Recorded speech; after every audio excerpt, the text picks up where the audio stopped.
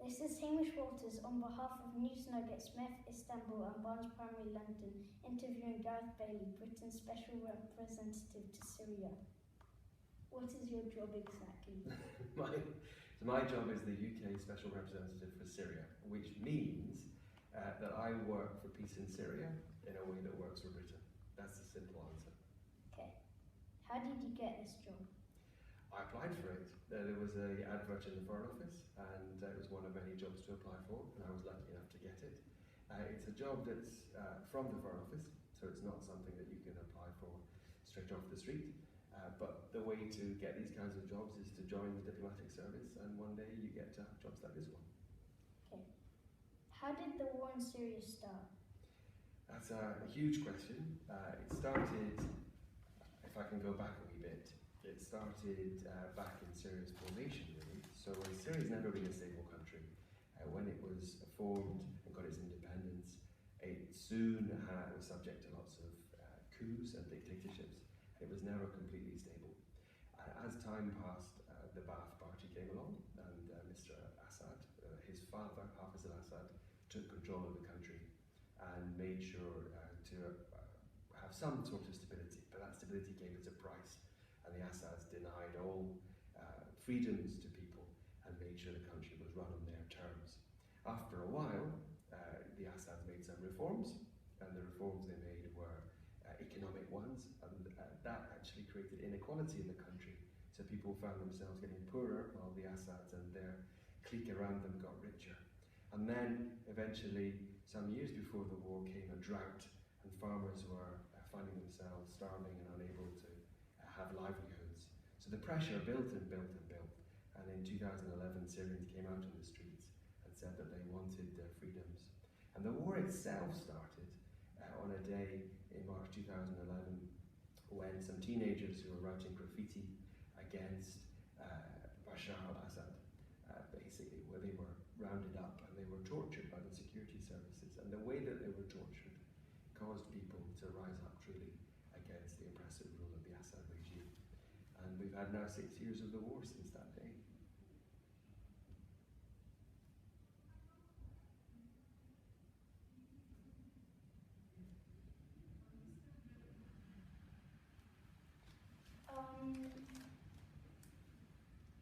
Why has nobody been able to stop the war in Syria? Because the war in Syria is so complicated on so many levels. It's not just a war among Syrians, it's also a war which is conducted by countries in the region and internationally on Syria's territory. So the war is complicated on so many levels, and there's no easy way to solve it. Basically, if you think Syrians can solve it, then you have to think about how other countries in the region want to solve the relationships that they have with each other. And resolving that makes it a very, very difficult job. Okay.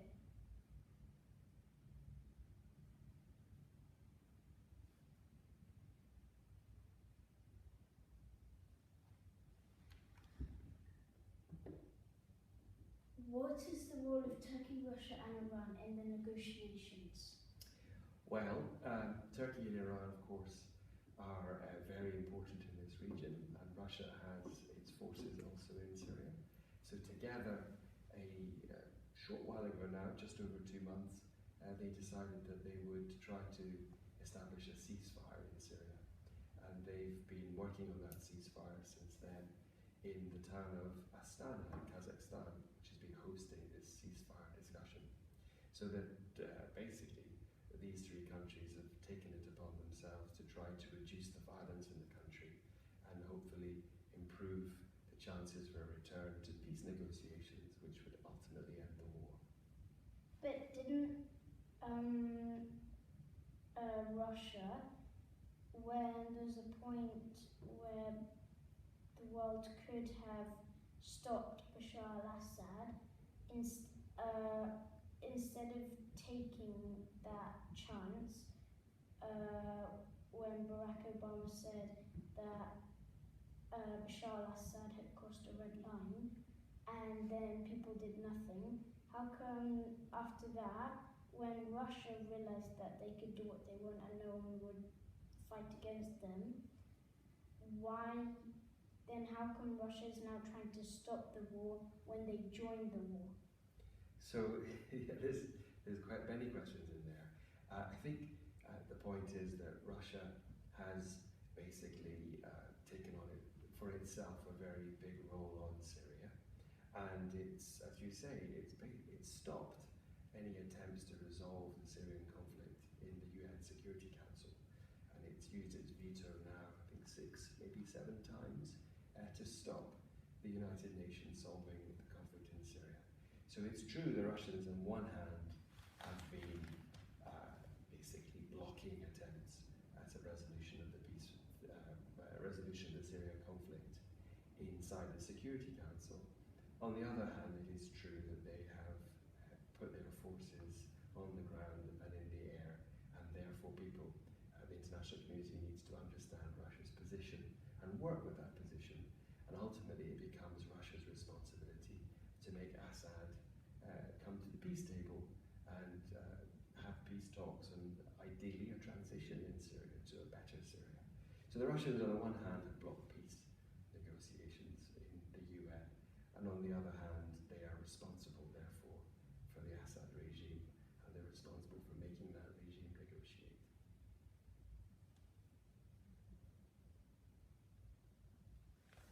Okay. If Turkey, Russia and Iran are the main negotiators, how is the West involved in negotiating?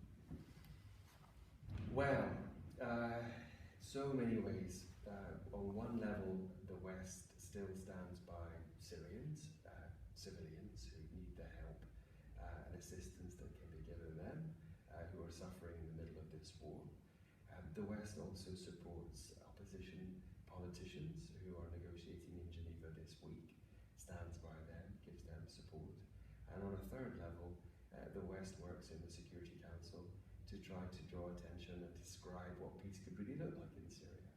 So you've got a situation where Russia particularly is leading a process on the ground, trying to reduce the violence, and it says helping humanitarian aid get to people.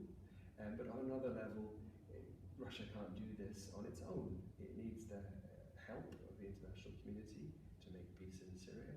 And I would say it needs the international community to agree with it if it is to be able to manage the situation in Syria.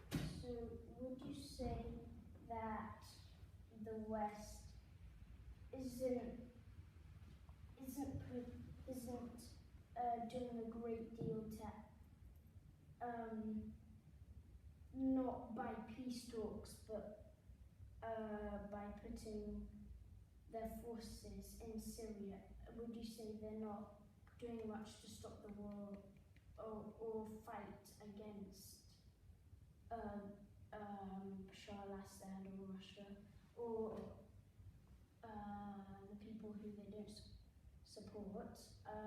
Would you say they're not doing a great deal to try and Put the pressure on. yeah. So what does the West actually do? It does a lot by way of help and aid, and it does a lot by way of political talks. But it's true that Western countries took decisions not to conduct military action against Bashar al-Assad. And in the UK, of course, there was a vote in Parliament in Westminster in 2013 against military action against the Assad regime. And that's a decision that was taken democratically by MPs who voted freely in Parliament, and that's the decision that we have to respect. So what you have is the West doing a lot on humanitarian aid and doing a lot on the political talk side, and of course not to forget doing a lot against Daesh, a terrorist group mainly in the east of the country. But what it doesn't do, for sure, is military action directly against Assad. Okay.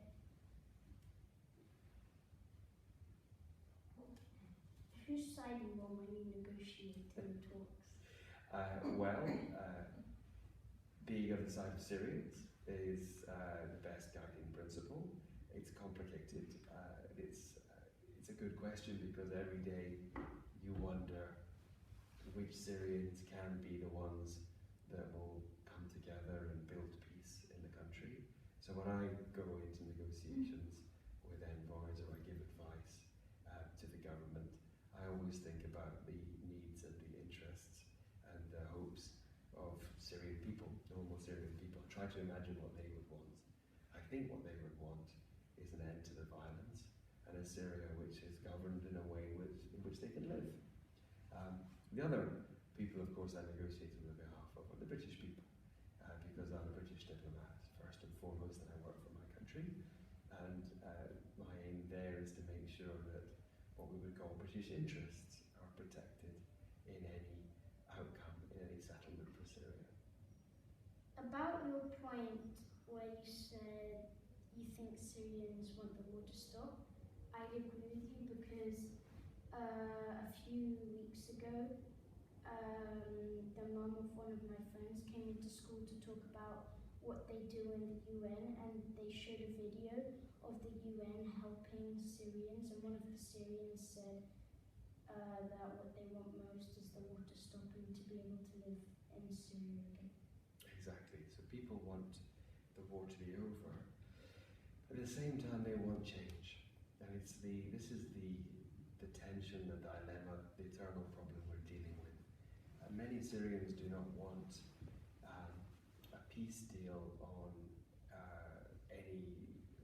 at any cost at all, because they worry that a country in which Assad still is the president with his regime is a dangerous country for them and their children and for the generations to come.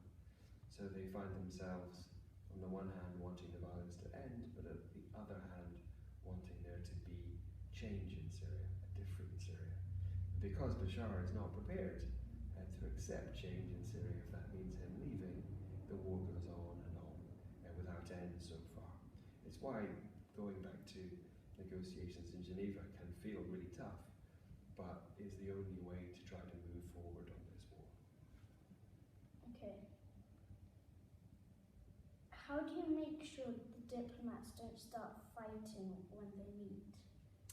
Well, usually diplomats are well trained not to fight with each other. That's part of the diplomatic profession, is being able to have a semi-professional conversation or a dignified conversation with somebody else, even if you disagree completely with their views and with their plan and their objectives. But sometimes it gets a little bit hot under the collar.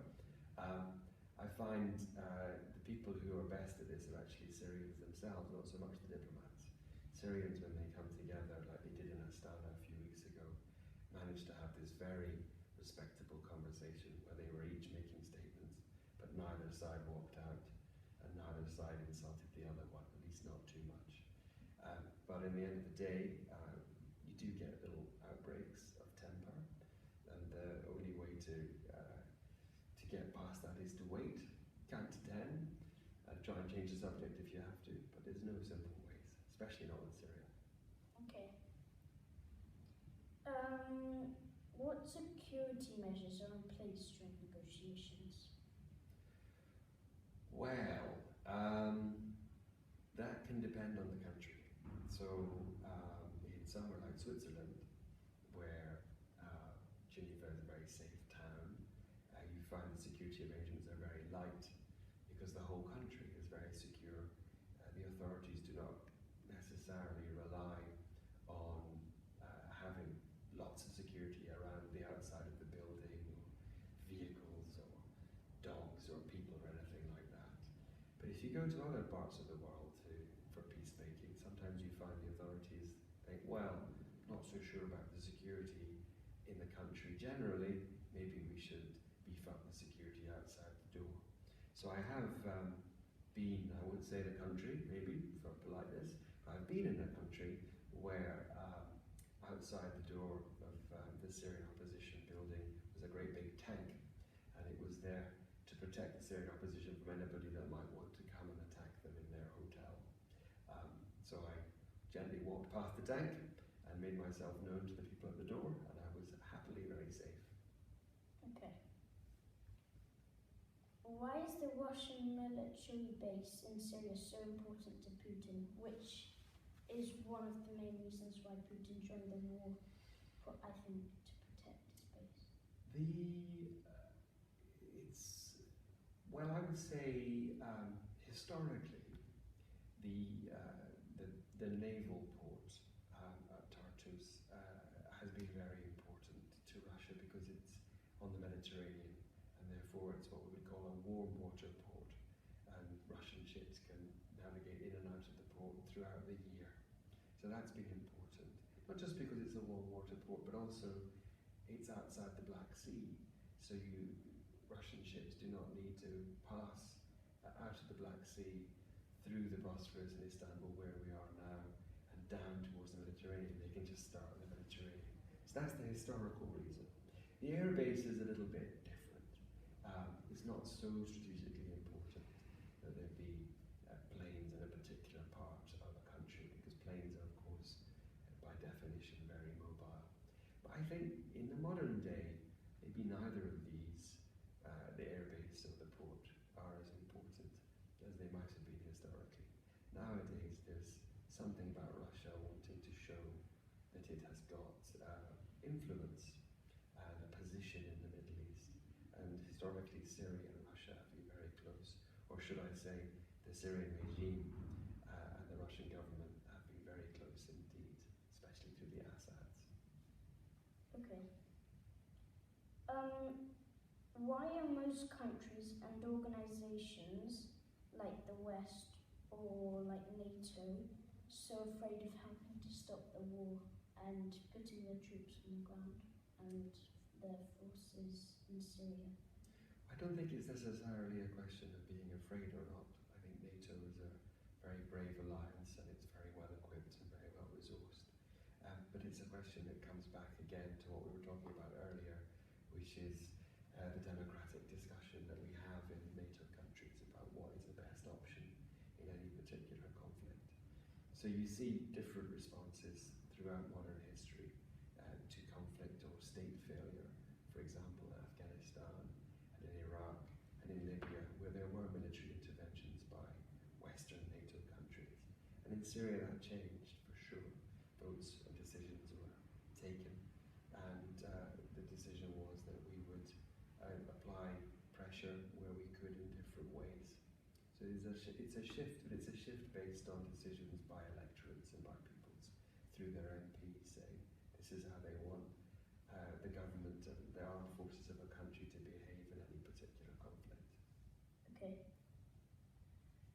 How long do you think How long do you think it will take the war to stop, assuming it does? Oh, that's a great question. I often say for my team that we work as if the war might stop tomorrow, even if it goes on for months, if not years. Because if we start planning or working as if this is a war for 10, 20 years, then you start to lose your focus and you start to lose your determination. But the truth is we're not there yet. It's now, it will be 6 years in March that there's been a war. The Lebanon war lasted much longer, I think 15 years. Probably going to be corrected upon that. So we don't plan on the war lasting 15 years because I don't think the world can afford to wait that long. But right now, I could not put a time on it, tell you exactly when it will finish. Okay. If the war stops now, how long would it take to rebuild it? Well, months, years. There are estimates of the amount of money it would cost to rebuild Syria, what it looked like in 2011. And those are in the scale of 150, 250 billion dollars just to reconstruct the country. And then the time taken to rebuild all of that, I think, would take years and years. The question becomes, will it be the same Syria? I don't think it will. It will be very different. Nothing ever stays the same. And after a kind of war in which so much has been destroyed, so much heritage, we can only say that the Syria of tomorrow will be very different from the Syria of yesterday or 6 years ago. Okay. What do you hope will happen next? The violence will stop, that food and humanitarian aid, medical aid will get into people in besieged areas.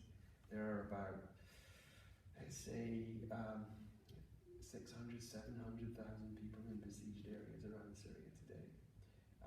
Families unable to get meals from day to day. In some cases, there have been last year kids surviving on soup made of grass and twigs. That kind of devastation to people's lives, people not able to go to school. So my first wish for Syria today, tomorrow, the next day, would be for the violence to stop, for people to get the food and help that they need to survive. And then comes peace. But first, let's start with initial steps. Those steps are around people's lives. Okay, and coming back to the point you made about how long it would take to rebuild the city, that's how long it would take to rebuild the city, but how long would it take to rebuild people's mindset and because they're very sad right now. So even if the war did stop, they probably would be very sad about how their home had been destroyed, and they went through very tough times, and almost certainly lost family members, and therefore it would be very hard to mentally become as happy as they were before the war started. So how long do you think it would take for that? Well, and what help would need to be given for that? well, the answers are huge in both respects. There's something that the British government has called the No Lost Generation Initiative. And it's all about the idea that if you lose a generation of children to this kind of trauma, then to rebuild the country becomes so much harder, because the innocence and the hopes and education basically of kids is completely lost. If you look at Aleppo, which was overrun late last year by regime forces and militias from all over the world, brought in by Iran, and what they did to people's lives, it's unimaginable what the trauma is and what has happened to the minds of kids and mums and dads and their basically family lives. It's something I think it's very hard to put a measure on and say, this has happened, this is how much damage there is, but we know it's huge. And the question of rebuilding, well, it's generational. It will take a long, long time for people to normalise their lives long after the guns fall silent. The damage